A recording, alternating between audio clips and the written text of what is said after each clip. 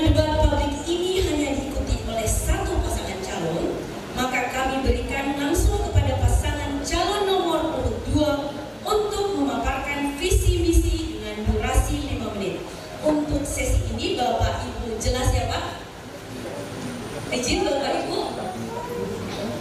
Siap? Oke, baik, kita lanjut. Selanjutnya Bapak disilahkan memaparkan. Bismillahirrahmanirrahim. Assalamualaikum warahmatullahi wabarakatuh. Kita semua, salam, Om Swastiastu, Namo Buddhaya. Yang saya hormati bersama jajarannya, yang saya hormati Ketua Bawaslu bersama jajarannya, yang saya hormati para perumus dan pedalis, yang saya hormati Forum Generasi Pimpinan Daerah, serta tamu undangan yang dirahmati Allah Subhanahu wa Ta'ala. Visi dan misi kami. Visi kami adalah terwujudnya masyarakat Kabupaten Pasangkayu yang sejahtera, maju berkelanjutan berlandaskan keberagaman. Yang kita katakan sejahtera masyarakat Pasangkayu, tentu kami punya keinginan kuat untuk melakukan masyarakat kami supaya sejahtera dan daya dengan taraf hidup yang lebih baik.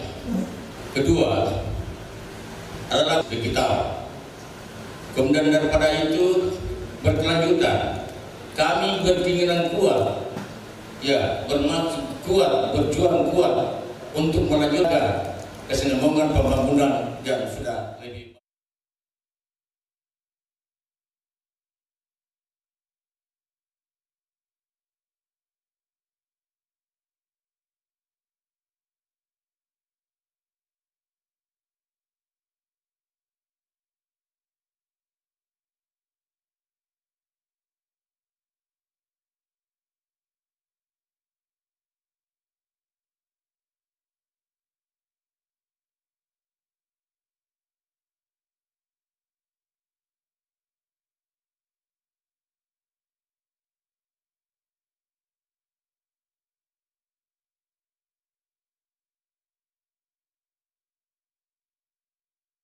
Kawasan industri, pariwisata, dan perhubungan, serta bagaimana kami melakukan ekonomi kreatif UMKM untuk menopang ibu kota negara. Kemudian kedua, penyediaan pendidikan yang berkualitas dan pengembalian anak putus sekolah melalui program Red River. Ketiga, penyiapan sarana dan prasarana pembangunan di bidang pertanian, pembangunan, peternakan, dan perikanan untuk mendapatkan kepada masyarakat Pasangkayu ini yang lebih baik ke depannya. Keempat, peningkatan kesejahteraan sosial dan derajat kesehatan melalui pemberian makanan bergizi. Kelima, peningkatan layanan kesehatan seperti menyediakan dokter spesialis dan lain-lain. Keenam, penguatan transformasi digital, sosial, riset, dan inovasi daerah. Kemudian ketujuh, penguatan reformasi birokrasi, perbaikan tata kelola pemerintahan. Kedelapan, pembinaan mental spiritual dan pemberian bantuan revitalisasi modernisasi beragama. Sekian visi dan misi kami. Baik, terima kasih. Bapak Ibu, silakan Ibu. Sesaat lagi kita akan kembali dengan sesi penajaman visi misi melalui pertanyaan pilihan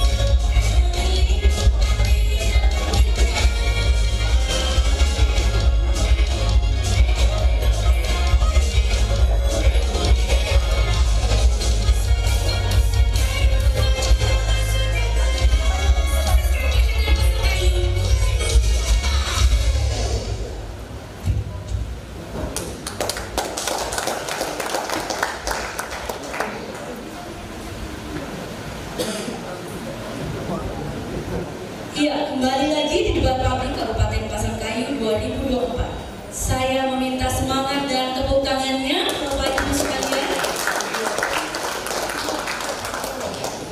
Sekaligus saya ingin mengingatkan kembali pada tim operator agar memperhatikan timer pada saat berbicara. Di segmen kedua ini, pasangan calon akan melakukan penajaman visi misi dengan menjawab pertanyaan subtema 1, infrastruktur dan konektivitas, dan subtema 2, pengentasan kemiskinan dan pengangguran. Dengan jumlah pertanyaan sebanyak 4 untuk tiap subtema yang telah disusun oleh tim panelis. Selanjutnya, paslon akan mengambil 2 pertanyaan untuk 1 subtema. Disilahkan kepada Bapak calon bupati terlebih dahulu mengambil 1 amplop untuk subtema 1. Silahkan Bapak.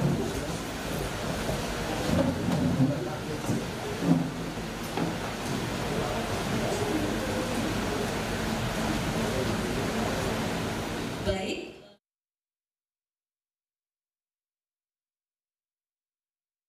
Ya, kami silakan kepada Ibu calon wakil bupati untuk mengambil 1 amplop soal subtema 1 juga.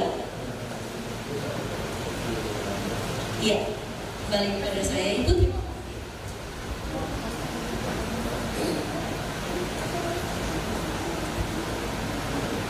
Amplopnya masih tersegel kedua-duanya, jadi masih terjamin rahasianya.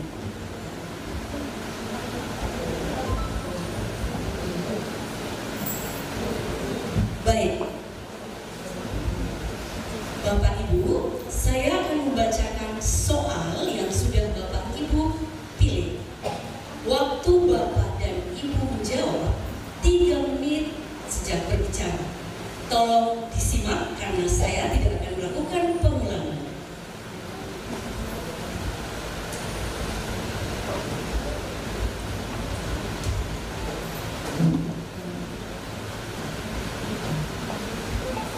Subtema infrastruktur dan konektivitas. Salah satu tolak ukur keberhasilan pembangunan tersedianya infrastruktur dan membangun konektivitas. Posisi Pasangkayu strategis sebagai penopang IKN, namun infrastruktur belum memadai.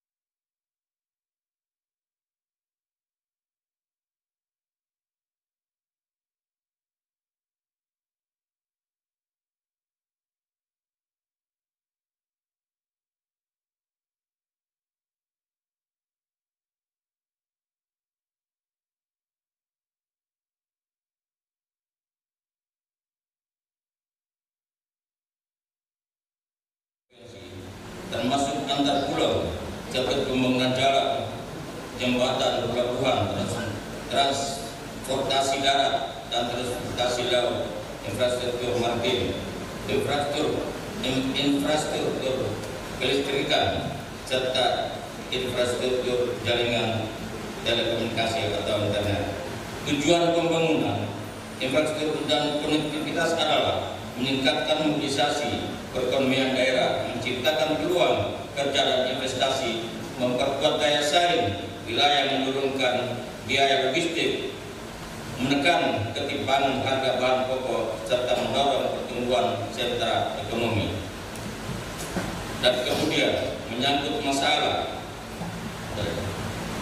pertanian, saya sudah katakan pertanian ini perlu memang kita memberikan sarana dan prasarana lebih baik, termasuk kita bagaimana caranya nanti kita melakukan intervensi provinsi maupun pusat untuk membantu kami dalam mempersiapkan sesuatu untuk menunjang bidang pertanian maupun perkebunan dan kelautan dan lain sebagainya. Barangkali Ibu tambahkan. Waktu Ibu boleh menambahkan?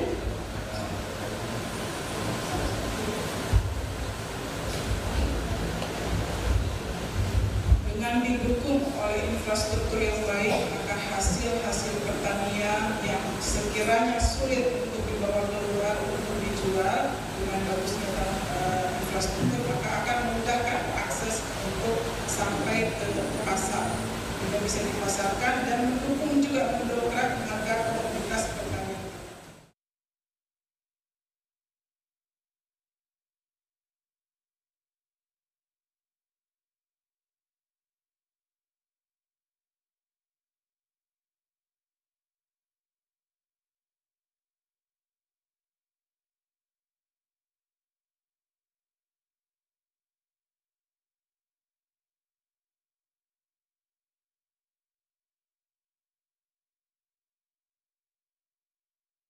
Pasangkayu telah ditetapkan berbagai lokasi untuk program prioritas unggulan di Kabupaten Pasangkayu di masa yang akan datang.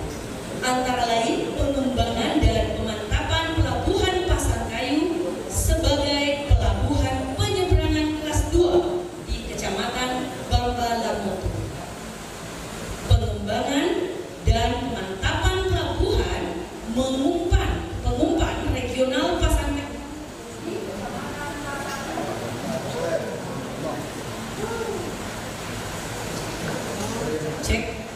Saya ulang, pengembangan dan pemantapan pelabuhan pengumpan regional Pasangkayu di Kecamatan Pasangkayu. Tolong disimak Bapak Ibu pertanyaannya, bagaimana langkah konkret paslon dalam mengembangkan pelabuhan-pelabuhan prioritas di Pasangkayu untuk mendukung pertumbuhan ekonomi dan konektivitas regional? Silahkan berbicara, waktu dimulai sejak Anda berbicara. Jadi alhamdulillah kita Pasangkayu itu jarak dengan IKN sangat dekat.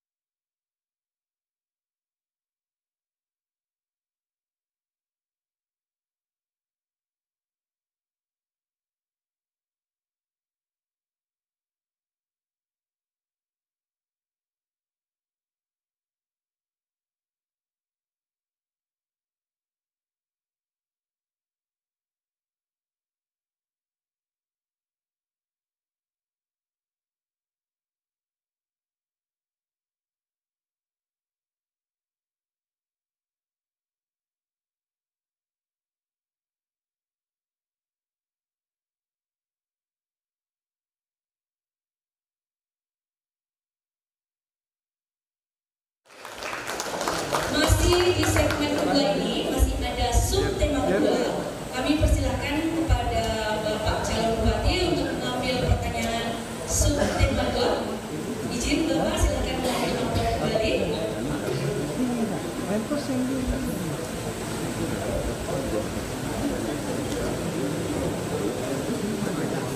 Iya, diserahkan kepada saya.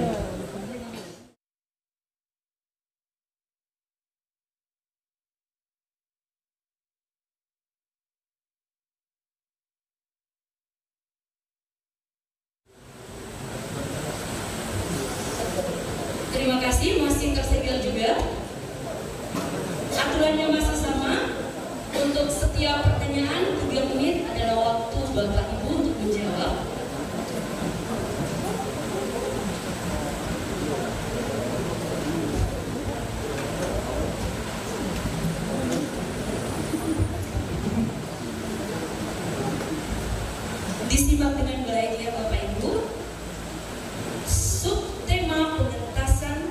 kemiskinan dan pengangguran.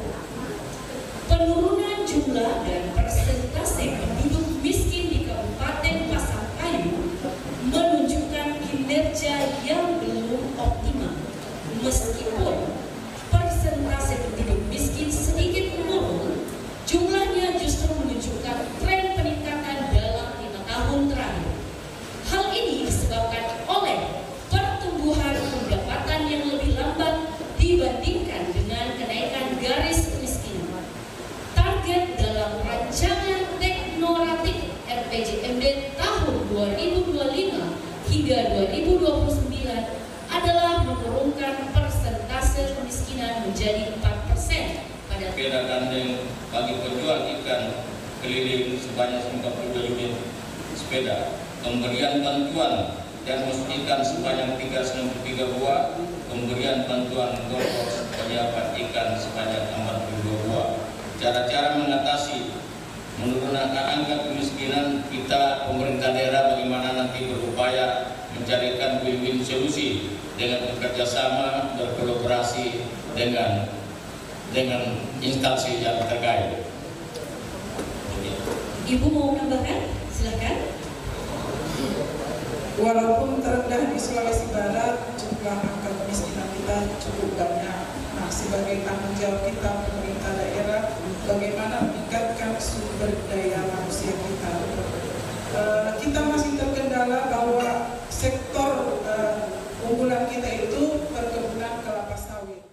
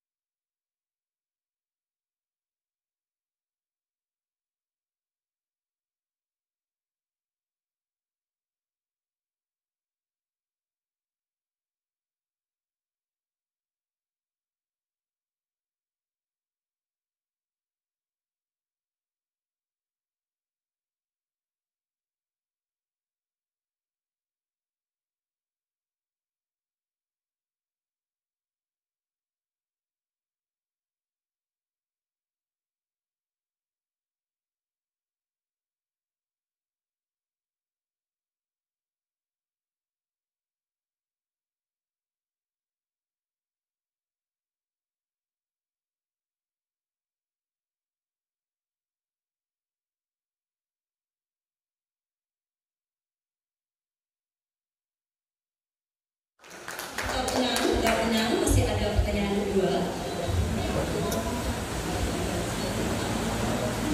Selanjutnya masih di subtema 2, pengentasan kemiskinan dan pengangguran. Indikator sosial ekonomi yang mempengaruhi pendapatan dan belanja daerah Kabupaten Pasangkayu dalam 5 tahun ke depan meliputi pertumbuhan ekonomi, PDRB per kapita, tingkat pengangguran terbuka, inflasi, dan tingkat kemiskinan. Harap disimak pertanyaannya. Pertanyaan, kebijakan apa yang akan paslon buat untuk menjaga stabilitas inflasi sehingga dapat mendorong peningkatan daya beli masyarakat yang selanjutnya dapat mengakselerasi penurunan tingkat kemiskinan dan perbaikan kesejahteraan masyarakat Pasangkayu. Kepada Bapak Ibu dipersilahkan, durasinya masih 3 menit, dimulai sejak Anda berbicara.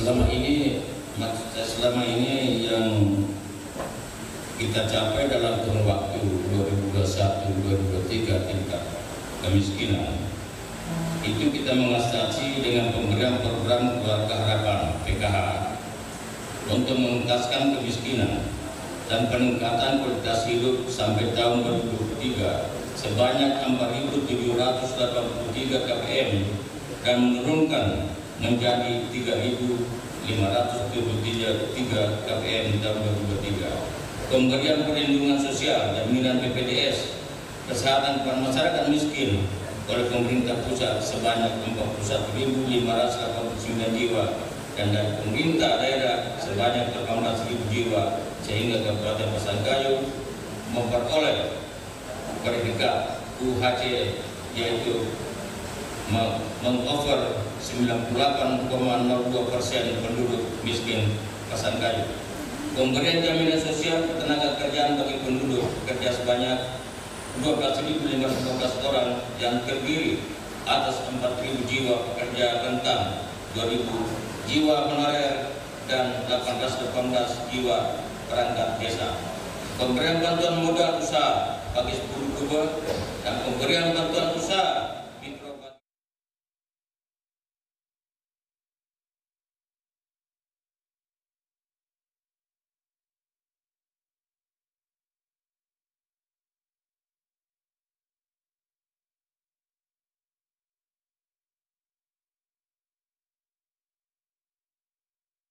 Suatu program juga bagaimana memudahkan atau membantu para pelaku UMKM kita untuk mendapatkan KUR, karena KUR ini belum tersosialisasi dengan baik.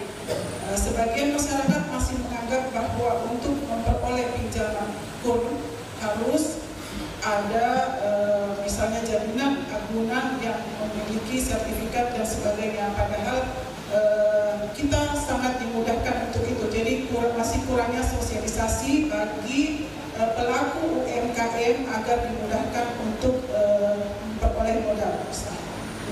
Baik, sekarang boleh memberikan aplaus untuk tim paslon. Kita akan kembali di sesi ketiga, masih di penajaman visi misi melalui pertanyaan.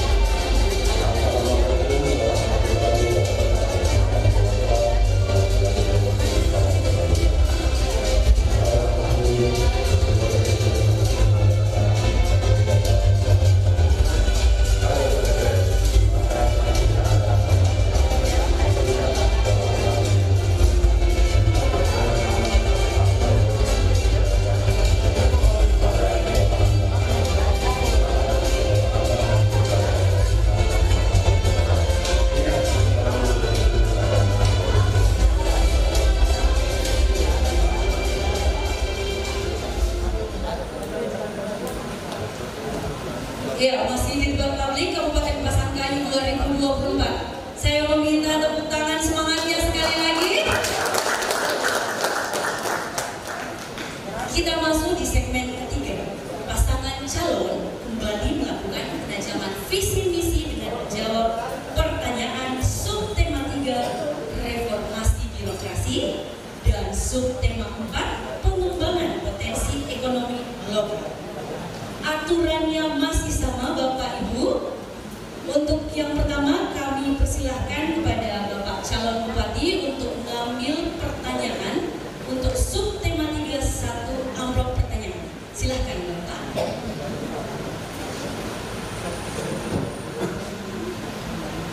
Diserahkan kembali kepada saya. Terima kasih. Masih tersegel ya Bapak Ibu, terjamin kerahasiaannya. Selanjutnya calon wakil bupati untuk mengambil subtema 3. Baik, terima kasih Ibu. Kedua soal masih tersegel dan menandakan kerahasiaannya masih sangat dijaga.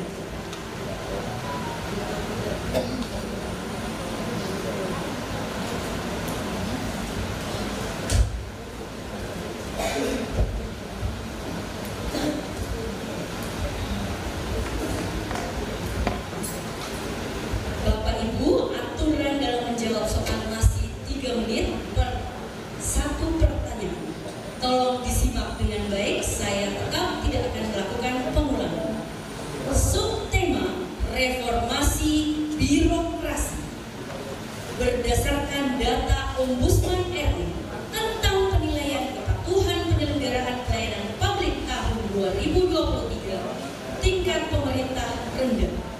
Hal ini mengakibatkan kualitas pelayanan publik tidak profesional sehingga berpotensi terjadinya penyalahgunaan kewenangan dan perilaku korup. Pertanyaannya, apa komitmen paslon untuk meningkatkan kualitas pelayanan publik pada aspek infrastruktur dan sumber daya manusia? Silahkan dijawab, waktu dimulai sejak Anda berbicara. Kita berbicara reformasi birokrasi. Tentunya permasalahan reformasi birokrasi belum sepenuhnya kolaboratif. Transformasi digital belum optimal. Penyederhanaan struktur dan mekanisme kerja baru belum tuntas. Integritas penyelenggaraan pemerintahan dan kualitas SDM masih mengalami kendala.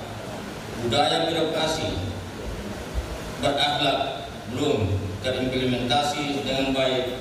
Tata kelola pemerintahan masih perlu kita perbaikan. Kualitas SDM masih perlu ditingkatkan.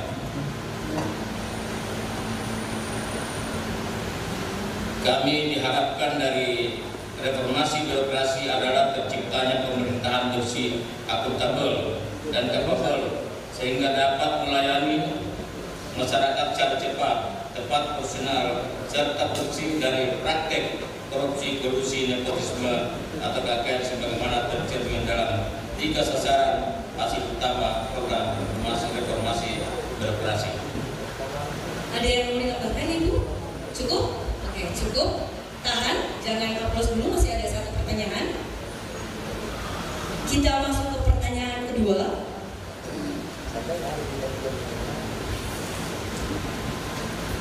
Subtema reformasi birokrasi. Peraturan Menteri Pendayaan Aparatur Negara dan Reformasi Birokrasi Nomor 25 Tahun 2020 tentang Roadmap Reformasi Birokrasi 2020-2024 memiliki tujuan untuk mewujudkan pemerintahan yang baik dan bersih, akuntabel, dan kapabel untuk mencapai pelayanan publik yang prima.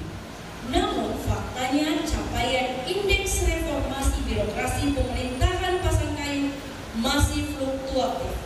Pertanyaannya, harap disimak.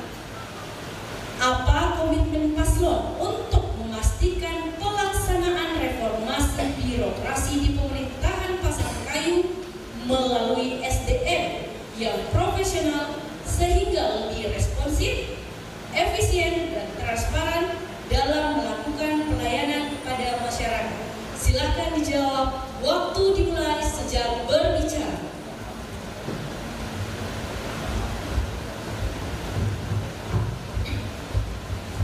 Reformasi birokrasi tematik yang berfokus pada pengentasan kemiskinan, peningkatan investasi, digitalisasi administrasi,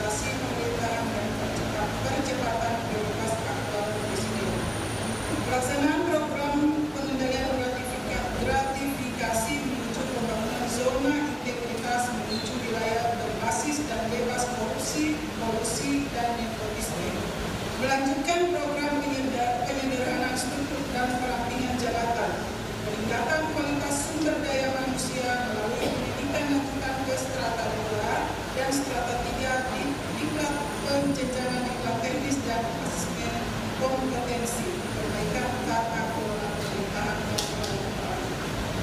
Tidak ada yang ingin ditambahkan dari Bapak calon bupati? Waktunya masih sangat banyak. Cukup? Cukup? Kita berikan aplaus untuk Bapak Suwan. Selanjutnya, Bapak Ibu masih akan mengambil masing-masing satu amplop, dimulai dari Bapak calon bupati untuk pertanyaan subtema keempat. Silahkan Bapak.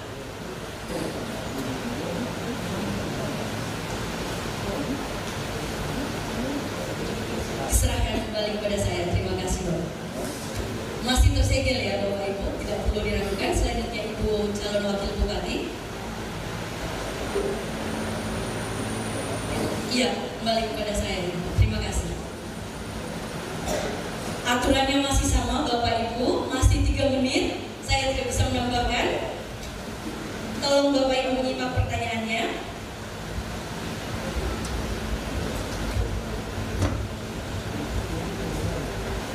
Subtema potensi ekonomi lokal.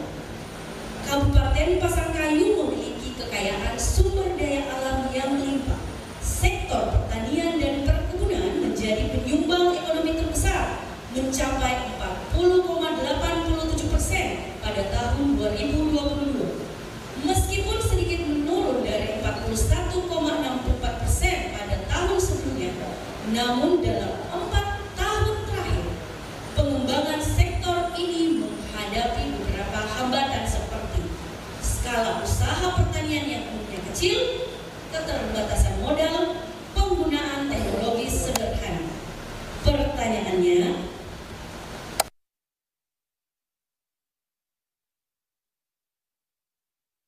kontribusi sektor pertanian di Pasangkayu mengatasi keterbatasan modal, akses pasar, dan penggunaan teknologi sederhana. Silahkan dijawab. Waktu dimulai dari Anda berbicara.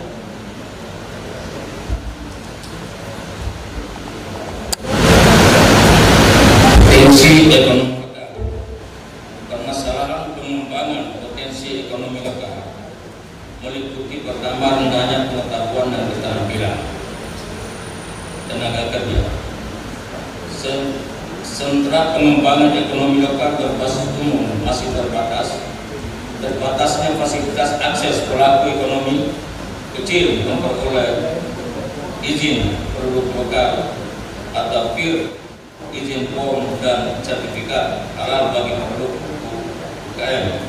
Terbatasnya latihan pelaku usaha UKM dan koperasi. Rendahnya akses memperoleh permodalan lokal yang signifikan melalui kur tanpa jaminan. Permasalahan pengembangan potensi ekonomi lokal, penanaman modal daerah masih tergolong rendah. Belum optimalkan dan kegiatan promosi potensi investasi kepada calon investor. Kemudian masih rendahnya pemberian fasilitas berupa insentif, kemudahan berusaha bagi para investor. Iklim investasi seperti perizinan dan ketersediaan tenaga kerja terampil belum optimal. Etos kerja pelaku usaha masih perlu kita tingkatkan.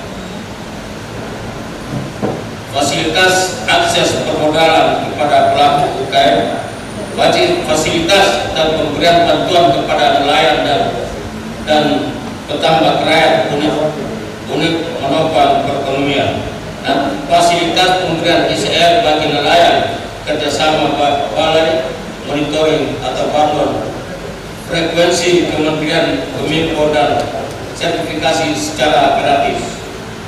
Pemberian bantuan pada penduduk pesisir tempat adanya kanton kemiskinan. Pemberian pelatihan kepada penerima bantuan sebelum diberi bantuan modal dan peralatan. Pelaksanaan monitor, evaluasi, dan tindak lanjut pemberian bantuan. Cukup?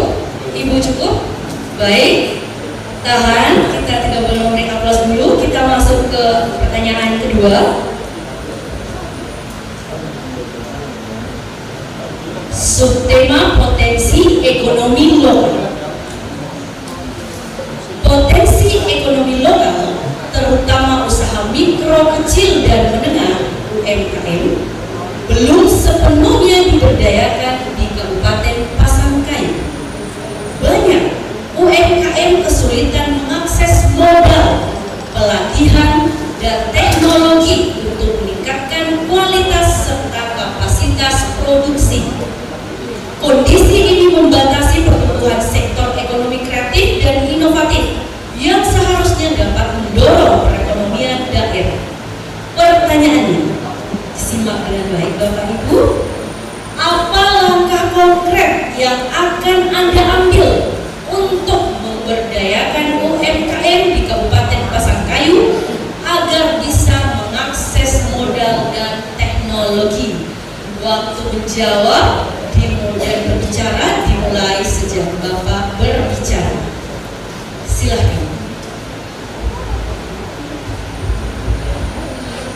Berbicara untuk meningkatkan potensi ekonomi lokal, di daerah kita itu terjadi gap yang cukup besar antara wilayah pesisir dan daerah perkebunan pasar. Oleh itu, jika kami seolah-olah mengizinkan akan dijaga kembali, kita harus membina UMKM utamanya di pesisir pantai, karena di sanalah terdapat banyak kantor-kantor kemiskinan. Di antaranya kita melakukan pelatihan, kemudian untuk memasarkan. Jadi ikan itu tidak melulu hanya dimakan sebagai lauk, tapi bisa juga digunakan, dikelola untuk sebagai kita perjualbelikan. Jadi nilai rupiahnya lebih meningkat, misalnya membuat karbon. Jadi intinya kita banyak melakukan penyuluhan, pendidikan, mengedukasi masyarakat kita agar bisa mengolah barang setelah jadi menjadi barang yang jadi, sehingga nilai tambahnya akan meningkat.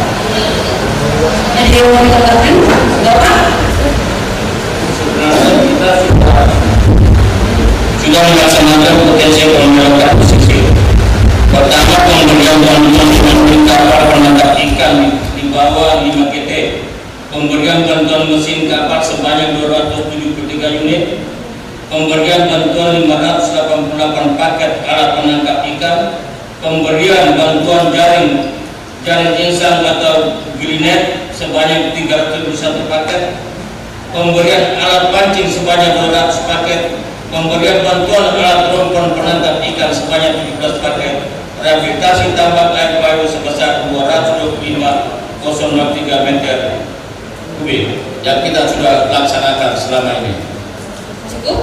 Baik, silakan tim pendukung paslon memberikan tepuk tangannya. Terima kasih. Kita akan kembali ke debat dalam sesi pengajaran visi misi berikutnya melalui pertanyaan pilihan dari tim panelis. Tetaplah di debat publik Pilkada 2024 Kabupaten Pasangkayu. Dalam pandangan konstitusi kita, pemilihan adalah sarana kedaulatan rakyat. Dalam pemilihan rakyat, fokus suara rakyat, suara Tuhan. Maka saya mengajak kepada seluruh warga Pasangkayu untuk hadir pada tanggal 25 November ke TPS untuk menggunakan hak dasar konstitusinya dalam menentukan masa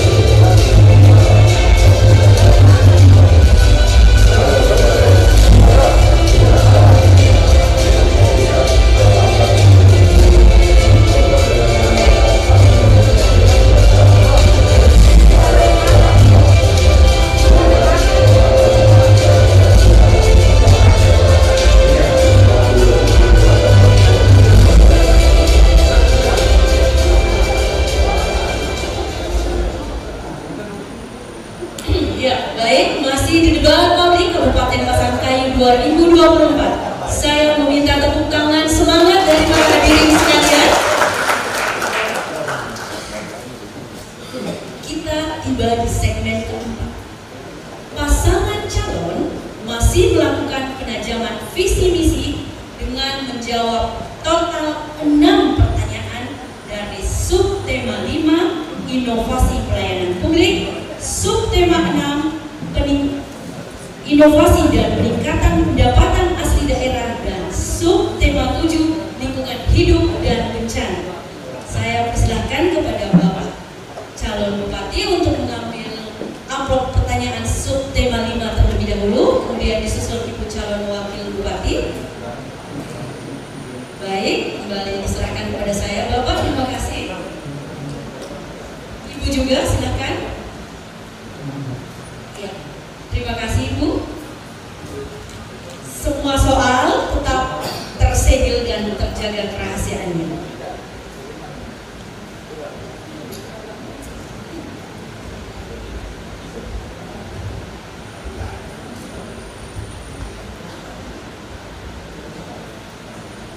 Mekanismenya masih sama, durasinya masih sama, kalau disimak.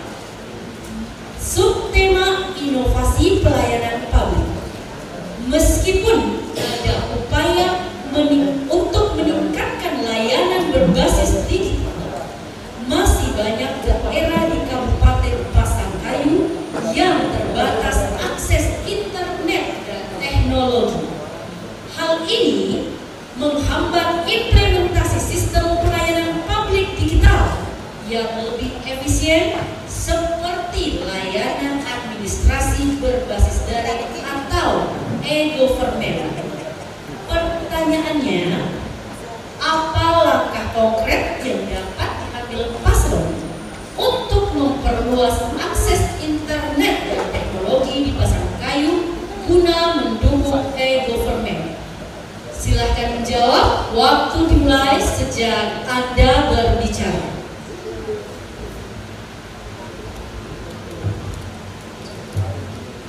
Jadi daerah kita memang ada beberapa titik masih berisiko. Strategi kami menyiapkan regulasi berupa produk hukum tentang inovasi daerah, termasuk di dalamnya inovasi pelayanan publik. Penyediaan anggaran untuk membiayai kegiatan inovasi pelayanan publik, menyiapkan sumber daya kelola inovasi pelayanan publik pada perangkat daerah dan mengkoordinasikan patroli. Juga termasuk pembangunan IPP 0 pelayanan publik. Nanti bisa segera dijalankan atau digunakan pada saat sarana dan prasarananya sudah mendukung. Jadi kami masih dalam tahap penyiapan untuk supaya bisa segera digunakan. Ada yang mau ditambahkan dari Bapak calon bupati?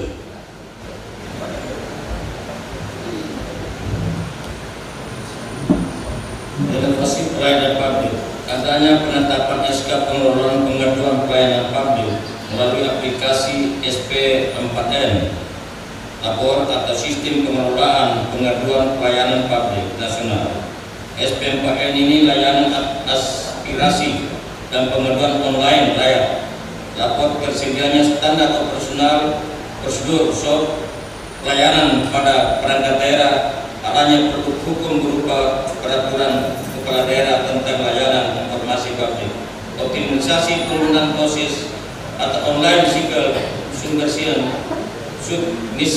yaitu sistem perizinan berusaha yang terintegrasi secara elektronik pada DPAM, PTSP, dan penyiapan regulasi pengoperasian MPP tahun 2025. Cukup Bapak? Ya. Nah, waktunya masih banyak. Oke, kita masuk ke pertanyaan kedua. Masih di subtema inovasi pelayanan publik. Sekarang telah ada Pergub Pasangkayu nomor 18 tahun 2023 tentang tata kelola sistem pemerintahan berbasis elektronik atau SPBE. Tentu saja SPBE ini bertujuan meningkatkan pelayanan masyarakat secara elektronik sehingga pelayanan lebih cepat dan efisien. Tetapi wujud SPBR tersebut sepertinya belum dilaksanakan dengan baik. Pertanyaannya, jelaskan langkah konkret yang akan dilakukan untuk memaksimalkan pemanfaatan SPBE dalam pelayanan kepada masyarakat, dan layanan apa yang lebih mendesak untuk dilakukan dengan SPBE tersebut. Silahkan dijawab. Waktu dimulai sejak Anda berbicara.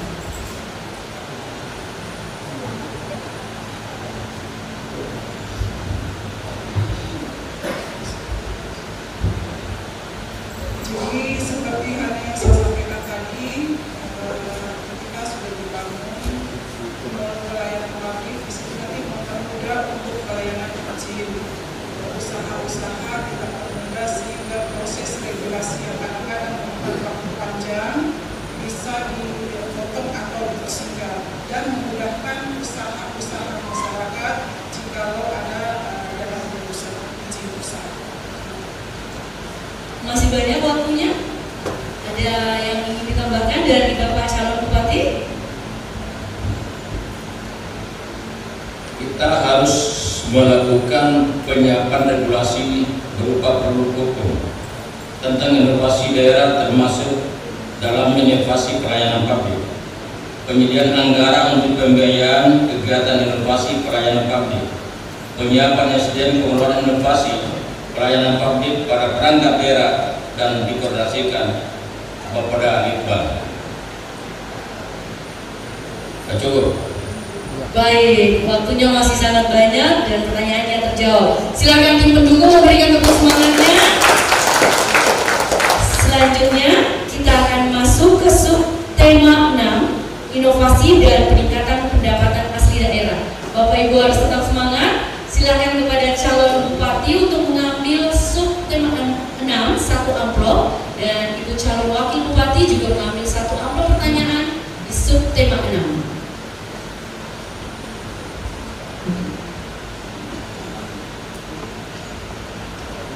Baik Bapak, terima kasih.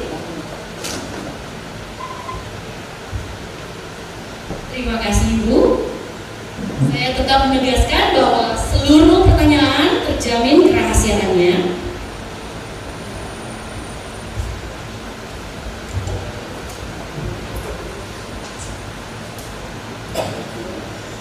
Inovasi dan peningkatan PAD.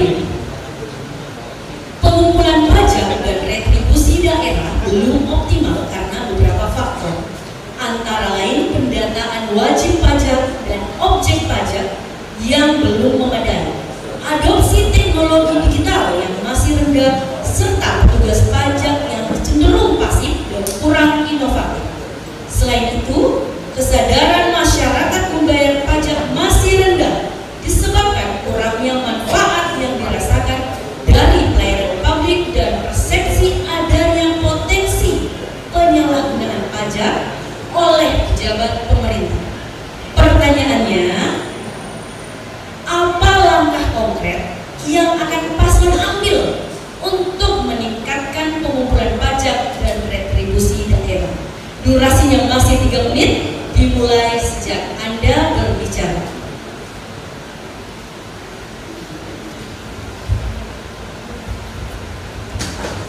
Inovasi peningkatan pendapatan asli daerah.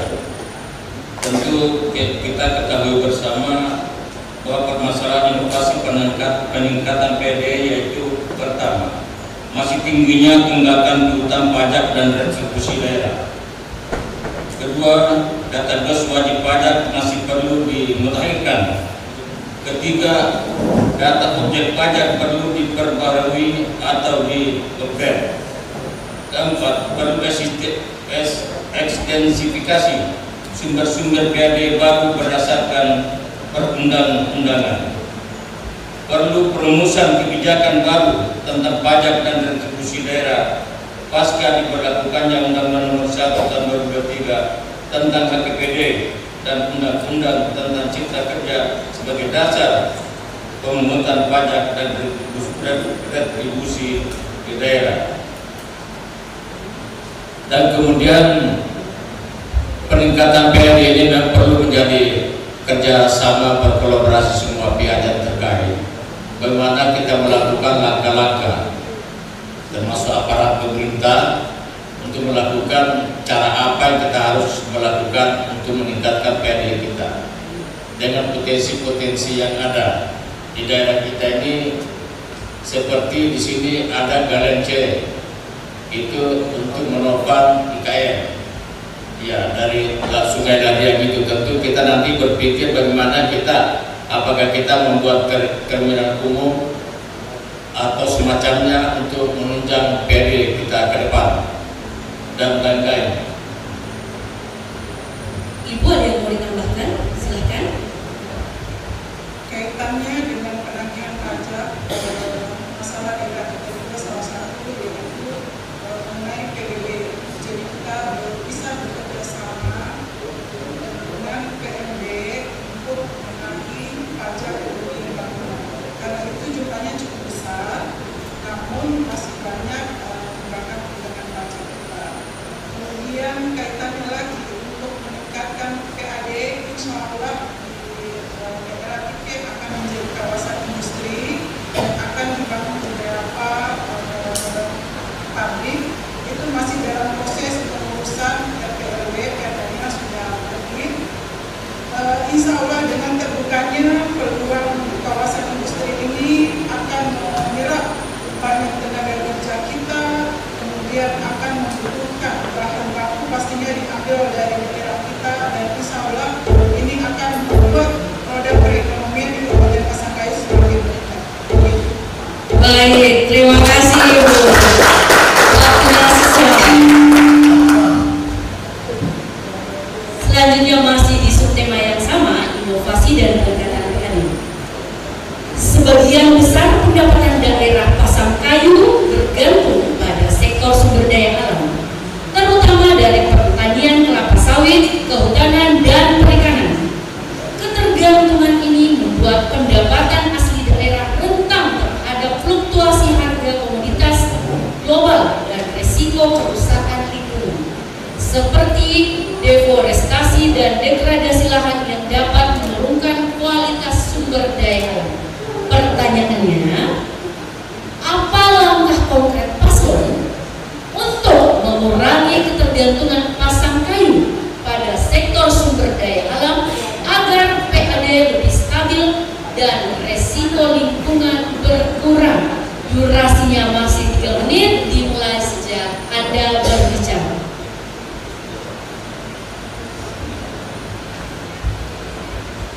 Jadi untuk meningkatkan PAD kita, ada beberapa usaha-usaha atau potensi-potensi yang bisa kita kembangkan tapi tetap dengan ramah lingkungan.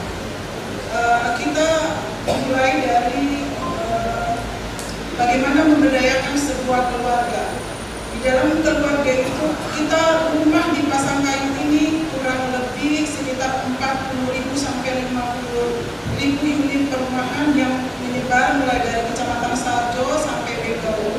Jika setiap rumah menggunakan atau memanfaatkan lahan pekarangannya sebagai sumber gizi keluarga, mendekatkan dapur ke keluarga, itu dalam pengeluaran sehari-hari untuk pembelian sayur dan bumbu dapur itu bisa menghabiskan untuk setiap kakak itu 20.000. Jadi kita kalikan saja 20.000 kali 50.000 unit, itu kurang lebih 50.000 unit rumah ya, kurang lebih 100 juta. Angka 100 juta ini jika kita maksimalkan bisa kita alihkan untuk kebutuhan lainnya. Selain dari membeli sayur dan bumbu dapur, kita bisa siapkan di rumah. Kemudian juga sekaligus ramah lingkungan.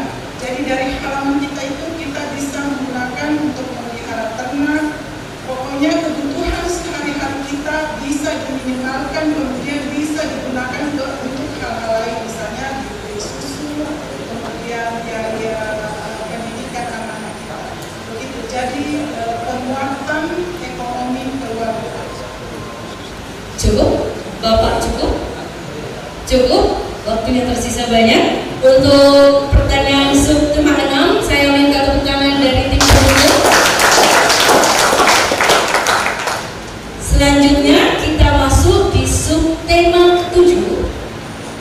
Masih ada 2 amplop pertanyaan lagi terkait lingkungan hidup dan mitigasi bencana. Kali ini saya meminta Bapak calon bupati mengambil 2 amplop sekaligus dan diserahkan kepada saya selaku moderator. Silahkan Bapak.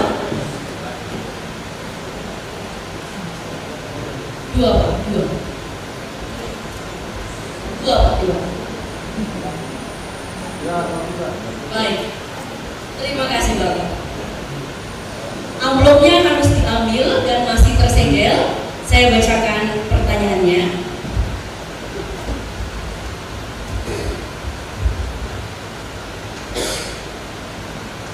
Subtema lingkungan hidup dan mitigasi bencana. Peristiwa tsunami di Palu dan bencana alam di Mamuju dan sekitarnya berdampak pada masyarakat Pasangkayu. Posisi Pasangkayu yang berada di 2 kawasan yang rawan bencana meniscayakan adanya mitigasi bencana.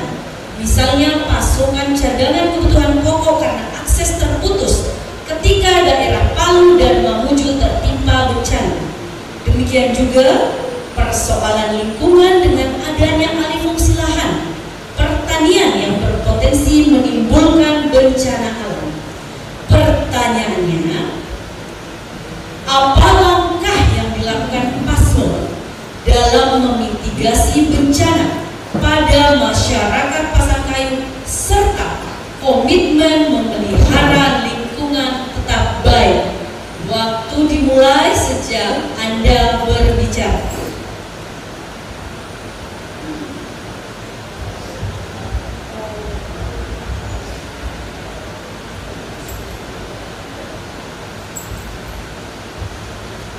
Yang dilakukan untuk mitigasi bencana, pertama melaksanakan asesmen peta potensi bencana se-Kabupaten Pasangkayu, penyusunan bencana kontingensi penanggulangan bencana, ketiga penyusunan draft kebijakan atau produk hukum tentang Pasangkayu tangguh bencana, kemudian melaksanakan penyuluhan tentang upaya pencegahan dan penanggulangan bencana, pengadaan sarana prasarana teknologi tentang peningkatan dini bencana dan alat pemantau cuaca (AWS), melakukan koordinasi dengan pemerintah pusat tentang bantuan bencana. Silakan Ibu, ada yang ingin ditambahkan? Kita berbicara mengenai tsunami Palu dan gempa di Mamuju. Alhamdulillah Pasangkayu itu daerah terdampak. Namun demikian daerah rawan bencana itu harus siap sedia. Bencana sulit untuk kita hindari, namun efek dari bencana itu bisa kita minimalkan. Di antaranya daerah kita sudah membangun tanggul untuk tanggul dan pemecah ombak. Kemudian harusnya menjaga ekosistem bakau agar bisa mencegah terjadinya abrasi di pantai. Kemudian selanjutnya tetap menjaga lingkungan, karena yang akan kita warisi ke anak cucu kita itu adalah lingkungan yang sehat. Jadi sedini mungkin diberikan pelajaran kepada mereka bagaimana untuk memelihara lingkungannya, tidak membuang sampah sembarangan, kemudian mencegah penebangan hutan, alih fungsi hutan dari hutan produktif akhirnya menjadi perkebunan. Jadi semua hal-hal tersebut bisa kita lakukan untuk agar anak cucu kita dapat mewarisi lingkungan yang sehat. Apalagi Sulawesi Barat terkenal dengan lingkungan sehat tersehat di Indonesia. Jadi semoga ini kita bisa pertahankan dengan semangat dan upaya kita bersama seluruh masyarakat Pasangkayu yang akan sadar akan bagaimana Ya, baik, terima kasih. Selanjutnya kita masuk ke pertanyaan kedua. Sebenarnya waktunya masih banyak juga. Di pertanyaan kedua, subtema lingkungan hidup dan mitigasi bencana,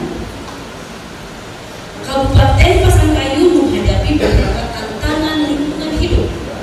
Hal ini tercermin dari indeks kualitas tutup lahan (IKL) yang masih tergolong sedang 65,43, lebih rendah dibandingkan dengan Mamuju 83,25, Mamuju Tengah 81,5, dan Mamasa 77,41. Begitu pula dengan indeks kualitas air yang berada pada angka 61,52, lebih rendah dibandingkan Mamuju Tengah 63,33. Pertanyaannya, apa rencana konkret paslon untuk meningkatkan kualitas tutup lahan dan air di Kabupaten Pasangkayu agar sebanding dengan daerah lain? Waktu 3 menit dimulai dari Anda berbicara.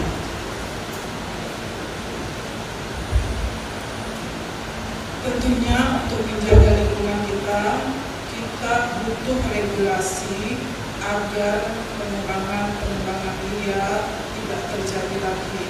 Kemudian penambangan liar juga di daerah pesisir pantai. Jadi kita butuh regulasi sehingga masyarakat tidak mengambil sumber daya alam itu dengan serampangan. Tentunya dengan regulasi yang mengikat, mereka akan bisa mengambil sumber daya alam kita itu, tetapi tetap dengan mengikuti aturan-aturan yang ada. Masih banyak sekali waktunya. Bisa ditambahkan lagi dari calon bupati? Menyangkut masalah kebijakan lingkungan hidup dan mitigasi bencana. Pertama, kita melakukan penyusunan regulasi dan kajian lingkungan hidup strategis (KLHS) sebagai instrumen pencegahan terhadap pelanggaran pengelolaan lingkungan hidup. Memastikan agar seluruh dokumen perencanaan pembangunan, program dan kegiatan mengintegrasikan prinsip-prinsip pembangunan berkelanjutan. Memastikan kebijakan perlindungan dan pengelolaan lingkungan hidup, pemberian perkiraan tingkat kerentanan dan kapasitas adaptasi terhadap perubahan iklim, keseimbangan ekosistem dan keanekaragaman hayati, perkiraan dampak dan risiko lingkungan hidup. Cukup? Bapak Ibu cukup? Baik, saya minta tepuk tangannya dari tim ketujuh subtema dari tim panelis telah selesai. Selanjutnya kita akan masuk ke segmen kelima, penajaman visi-misi aspirasi masyarakat. Jangan kemana-mana, tetaplah di debat Publik Pilkada 2024 Kabupaten Pasangkayu.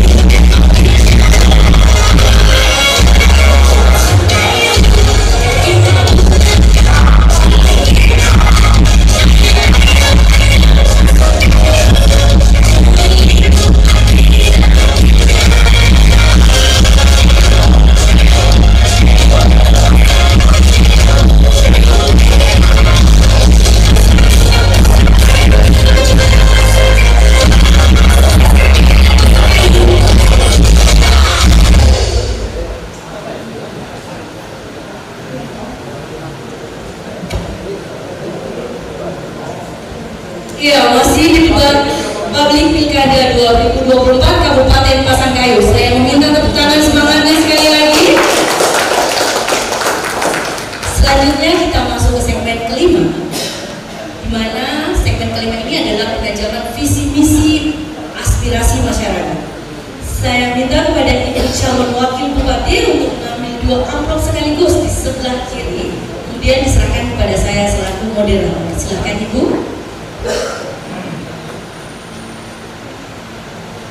Ya, baik, terima kasih Ibu.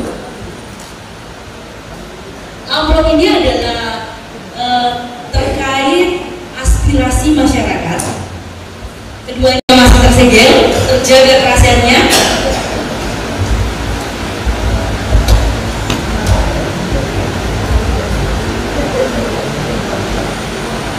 Usulan masyarakat Pasangkayu, keterbatasan listrik dan air bersih, ketersediaan pasokan listrik dan air bersih juga masih menjadi tantangan, terutama di daerah-daerah yang lebih terpencil. Wilayah yang sulit dijangkau seringkali mengalami pemadaman listrik dan kesulitan dalam mendapatkan akses air bersih yang layak yang berdampak pada kualitas hidup masyarakat. Pertanyaannya, apa langkah konkret paslon untuk memastikan pasokan listrik dan air bersih yang berkelanjutan di daerah terpencil guna meningkatkan kualitas hidup masyarakat? Durasinya 3 menit, dimulai sejak Anda berbicara. Silakan. Berbicara masalah daerah perkebunan, seringkali di daerah perkebunan itu kualitas airnya kurang bagus. Mungkin itu efek dari pemakaian pupuk kimia. Dan kita akui bersama bahwa daerah kita itu sebagian besar adalah perkebunan. Bagaimana mengatasi di Dinas PU secara berturut-turut, karena ini ada hubungannya dengan masalah stunting. Stunting itu kan perilaku hidup bersih dan sehat, kita membutuhkan salah satunya air bersih. Nah, jikalau air bersih tidak terpenuhi, itu akan memberi dampak kepada ibu hamil, bisa anaknya terlahir dengan stunting. Kemudian bagaimana mengatasi itu? Pemerintah daerah juga melakukan program yang namanya membantu masyarakat yang di daerah terluar untuk dapat mengakses air bersih dengan bantuan kepipahan. Begitu juga dengan jamban. Kemudian untuk masalah listrik, hampir sebagian besar daerah kita itu sekitar 70-80% sudah dialiri listrik. Cuma masalahnya sering terjadi, bukan sering juga, kadang-kadang terjadi pemadaman. Nah, hal itu pemadaman listrik biasanya diakibatkan oleh terganggunya instalasi, ada masalah gardu, ada masalah karena cuaca, ada pohon yang tumbang. Tapi itu saya rasa merupakan ranah dari PLN. Tugas kita sebagai pemerintah daerah menyampaikan bahwa dari PLN juga menyampaikan jika ada jadwal pemadaman listrik, mereka akan sampaikan. Jadi masyarakat yang menggunakan listrik itu bisa mengantisipasi, bisa mengisi air, bisa mengecas segala kebutuhan rumah tangga yang menggunakan energi listrik. Saya rasa begitu. Baik, masih ada 45 menit. Silakan Bapak. Masalah air bersih ini kita tiap tahun mendapat bantuan jaringan air bersih. Pada tahun kemarin itu kita mendapat kurang lebih 14 miliar, dan ini kurang lebih 8 miliar. Itu kita sudah lakukan, sudah bangun. Masyarakat sudah mulai menikmati air bersih khususnya dalam kota, kecuali daerah-daerah terpencil kita kadang melakukan pengeboran dan lain sebagainya untuk mendapatkan air bersih. Cukup, waktunya pas. Selanjutnya pertanyaan kedua. Kabupaten Pasangkayu memiliki potensi strategis dalam mendukung pembangunan ibu kota sektor sumber daya alam dan letaknya yang dekat dengan Kalimantan Timur. Sebagai penghasil kelapa sawit, perikanan dan hasil hutan, Pasangkayu dapat menyuplai bahan baku IKN. Infrastruktur pelabuhannya juga memfasilitasi akses distribusi logistik dan perdagangan ke Kalimantan, mempercepat rantai pasokan serta membuka peluang investasi baru. Pertanyaannya, apa strategi konkret paslon untuk memaksimalkan potensi Pasangkayu dalam mendukung IKN, khususnya melalui sektor sumber daya alam dan infrastruktur? Waktunya dimulai dari Anda berbicara, silahkan. Saya tadi sudah mengatakan menyangkut masalah termasuk itu jalan tol laut itu. Kami sudah punya komitmen dengan Kalimantan bagaimana nantinya bisa Firly masuk ke pelabuhan kita, mengangkut hasil-hasil bumi masyarakat yang ada di sini dibawa ke IKN. Itu kita sudah mulai membicarakan beberapa kabupaten yang ada di Kalimantan. Namun hari ini belum ada realisasinya, tapi kami tetap berjuang untuk mendekati teman-teman bupati-bupati lain yang ada di Kalimantan sana, supaya Firly-nya bisa masuk, bisa mengambil hasil-hasil bumi masyarakat di sini, termasuk ternak, sapi, sayuran dan sebagainya untuk ke IKN nantinya. 2 menit lagi Ibu, silakan. Salah satu yang mengakibatkan sumber ekonomi masyarakat Pasangkayu itu cukup tinggi dengan adanya pabrik jadi minyak kelapa sawit. Itu adalah salah satu sektor yang menopang perekonomian, sehingga kita mengirimkan IKN itu bukan lagi barang yang belum jadi, bisa berupa barang setengah jadi atau menjadi. Kemudian banyak lagi misalnya buah dan sayuran juga kita bisa. Jadi strategi kita bagaimana menyiapkan bahan-bahan tersebut sehingga bisa menjadi penopang ekonomi kita, di antaranya membuka lahan pertanian, perkebunan pertanian buah-buahan, kemudian juga bisa mengirim ikan dalam bentuk pengolahan ikan. Baik, waktunya masih sangat banyak dan pertanyaannya sudah dijawab semuanya. Kita berikan aplaus untuk kita semua. Sesi kajian khusus semua telah selesai. Kita akan kembali pada segmen ke-6, yaitu sesi konklusi atau closing statement dari pasangan calon. Jangan kemana-mana, masih dibahas Pilkada 2024 Kabupaten Pasangkayu.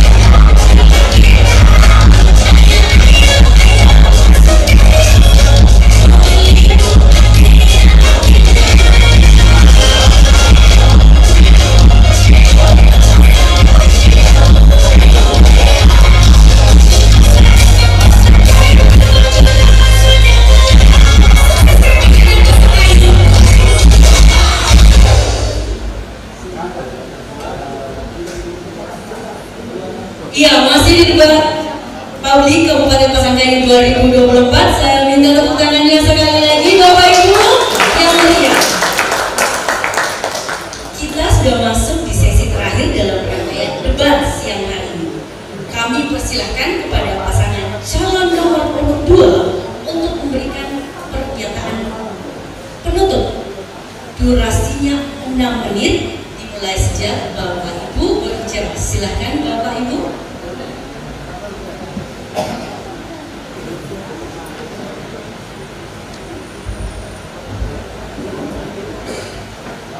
Bismillahirrahmanirrahim. Assalamualaikum warahmatullahi wabarakatuh. Yang saya hormati Ketua KPU beserta jajarannya, Ketua Bawaslu beserta jajarannya, yang mewakili Pak Dandim, Kapolres, perumus dan finalis yang saya hormati serta hadirin undangan yang dirahmati Allah Subhanahu wa taala, Tuhan Yang Maha Esa. Kami bekerja sebagai bupati dan wakil bupati masih kurang lebih 3 tahun 7 bulan. Kami melaksanakan pemerintahan kami. Di awal pertama kami mengatasi permasalahan yang namanya bencana nasional, ya, yaitu COVID. Tahun pertama. Kemudian yang kedua kita juga alami seperti itu. Jadi di dalam APBD kita, dana-dana kita senantiasa mendapat refokusing untuk mengatasi persoalan nasional itu, bencana nasional. Tidak terlalu maksimal yang kita melaksanakan selama 3 tahun 7 bulan pembangunan yang kami laksanakan. Meski demikian, indikator makro sebagai indikator kinerja utama dalam RPJMD 2021-2026 semua terpenuhi. Indikator kinerja utama dimaksud adalah: pertama, meningkatnya indeks pembangunan manusia Kabupaten Pasangkayu dari 68,03% tahun 2021 menjadi 70,42% tahun 2023. 2. Meningkatnya pertumbuhan ekonomi Kabupaten Pasangkayu dari 3,84% tahun 2021 menjadi 6,78% tahun 2023. Ketiga, meningkatnya income per kapita masyarakat dari 64,28 juta tahun 2021 menjadi 72,24 juta tahun 2023. 4.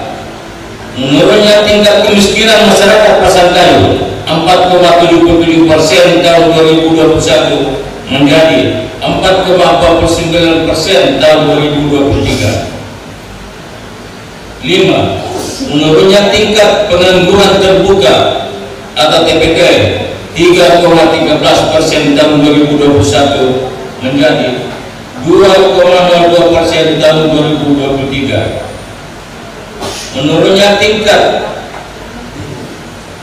ketimpangan distribusi pendapatan masyarakat dari 0,3,7% tahun 2021 menjadi 0,292% tahun 2023.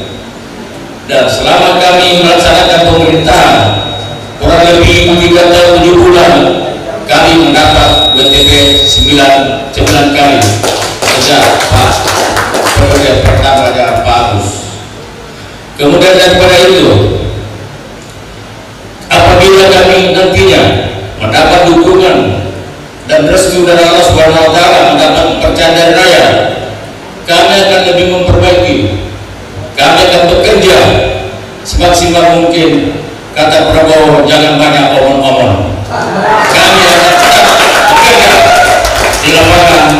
Mudah-mudahan masyarakat Pasangkayu bisa mengerti dengan keadaan yang selama kurun waktu 3 tahun 7 bulan ini, dan kami laksanakan ke depannya. Kalau kami terpilih pada 5 tahun ke depan, kami berbuat semaksimal mungkin apa yang ada masyarakat kita sesuai kondisi yang ada di wilayah kita. Pada tanggal 27 November, jangan lupa pilih kami Yawi Lagu Jiwa dan Herni Agis. Nomor 2. Sekian dan terima kasih. Assalamualaikum warahmatullahi wabarakatuh. Ibu cukup? Ada yang mau ditambahkan? Boleh. Jadi alhamdulillah di masa pemerintahan kami, begitu juga sebelumnya ada program kami yang kami merasa atau masyarakat semua merasa bahwa pembangunan itu tidak melulu fisik dan infrastruktur, tapi juga harus pembangunan mental dan spiritual kita. Ini kaitannya bagaimana kita membentengi diri kita dengan proses globalisasi yang begitu kuat. Kemudian selanjutnya di dalam program kami itu ada namanya Cinta Masjid, Cinta Al-Quran, dan pembangunan rumah tahfiz di 7 kecamatan. Jadi 7 unit rumah tahfiz di 7 kecamatan. Kemudian ada juga yang namanya program umroh gratis. Alhamdulillah kita telah memberangkatkan kurang lebih 560 orang jemaah umroh. Kemudian juga kami program unggulan kami salah satunya adalah 1 hari 1 juz.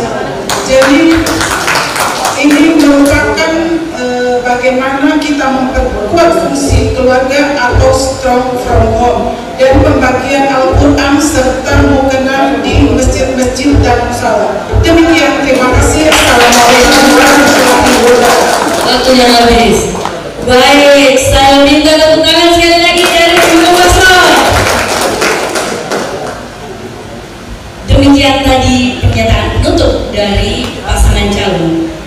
Saya mempersilakan kepada tim pendukung paslon untuk memberikan yel-yelnya. 3 menit dimulai